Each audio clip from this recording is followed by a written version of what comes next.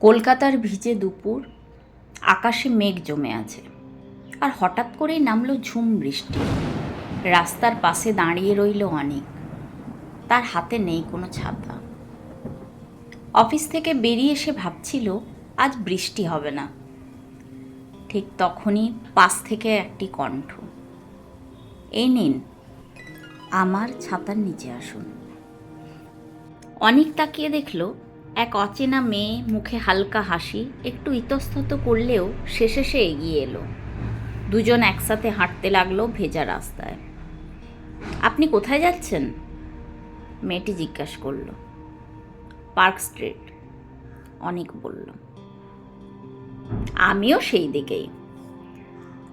বৃষ্টির শব্দের মধ্যে কথোপকথন ধীরে ধীরে জমে উঠল, কাজ, শহর, বই আর ছোট ছোট স্মৃতি নিয়ে। কখন যে রাস্তা শেষ হয়ে গেল তারা বুঝতেই পারল না। গন্তব্যে পৌঁছে মেয়েটি বলল, ঠিক আছে, আমি এই দিকে। অনেক একটু থেমে বলল, আচ্ছা, আবার দেখা হবে। মেয়েটি হেসে বলল, কলকাতার বৃষ্টি তো প্রায়ই হয়। ছাতাটা বন্ধ করে সে ভিড়ের মধ্যে হারিয়ে গেল। অনেক দাঁড়িয়ে রইল।